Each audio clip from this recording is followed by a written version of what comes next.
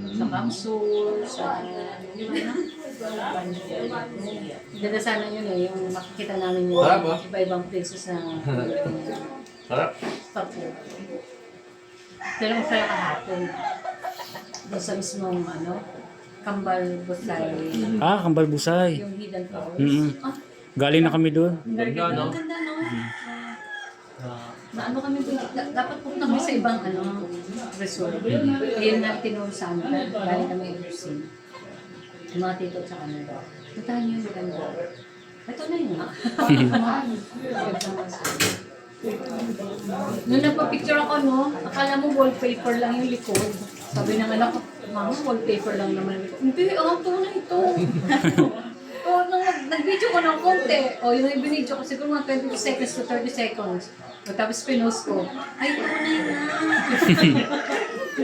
Tunay nga na waterfall. Na-amaze tuloy. Parang Sabi niya, gusto ko dyan. O, yan, tuloy. O, yeah.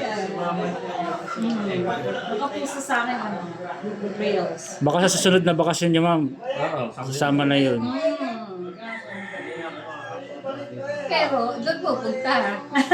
Kailangan balikan yun. Pero marami pa, ma'am, dito yung mga gandang resort na pwedeng puntahan. Yung Bulusan, ang daming paliguan dyan. nabulunan talaga lahat, no? Madami dyan. Ang dami nila. Siguro ko sa isang linggo hindi nyo maiikot lahat. Naubos, ano? Ano mo yung masasabi mo na yung pinaka, among doon sa mga nakita mo na resort, alin doon yung pinaka, sabi mo, hindi naman pinaka the best of the best, pero mare-recommend na yun, maganda talaga doon. Anong place na Anong pangalan nyo yung sa Bulusan na ano? Ano, yun? May pangalan. Nakalimutan ko pangalan mo pero Pero madami na. kaya lang may lalakarin na medyo malayo-layo. Ang lagi naman ganun eh. Yung step doon, yung taas. Ang taas nga, 180 na steps yun. Kami niya, kung makasurvive ka, sama ka na sa galing mo. Inano ko rin nga yun. Sabi niya, sa iyo, kaya ko to. Kasi pagbaba ko kay Gang Senior na sila. pinuputas ka. Oo. Kasi kailangan mong mag-shower at magpalit kami. Yung Nginig. yung pag-akyat talaga ang problema na. Nginig. Nakakanginig pagbaba.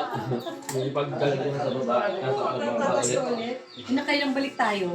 So, isa, dalawa, tatlo. Tatlong Back and attempt. forth. Oh. Eh, di nginig na yung aming leg sa pagbaba. Ay, sa pagtaas. Oo, sa pagtaas. Buti na lang may lubid doon sa gilid. Bawat may steps na medyo hinga. Habulhin na. Pero maganda yung place talaga. Kumbaga, hindi ka lugi doon sa pagod. Yung ano, ma'am, nakarating na kayo yun sa bee farm ba yun? Hindi pa. Hindi pa? Maganda rin doon. Napakanda. Bee farm. Farm? Ano, yung Magkakalapit lang ba sila? Hindi naman. medyo malapit lang na sir. Halos ano lang.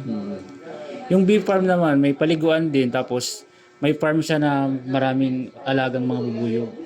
Kaya Oo. hindi ba nakakatakot? Baka Hindi naman. Yung bubuyog, ma'am, na inaalagaan. So, nagagawa sila ng mga honey. Kaya Opo, yan. Ayun. Ang napanood ko na yun sa... May page sir. Pwede niyo po makita yung page nila. Bee farm. Di ba? Sa bulusan. Bulusan. Minsan nga doon ginaganap yung mga kasalan, yung parang doon ang reception. Nag-i-event na doon. Oo. Center na rin. Ang mga garden mostly na nag-gaan sa garden. Pwede.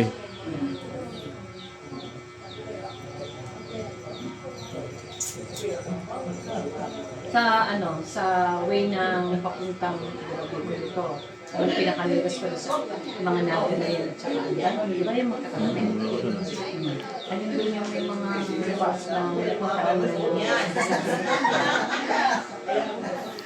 Wala ko masyado sa eh. Mostly dito lang sa Dito lang.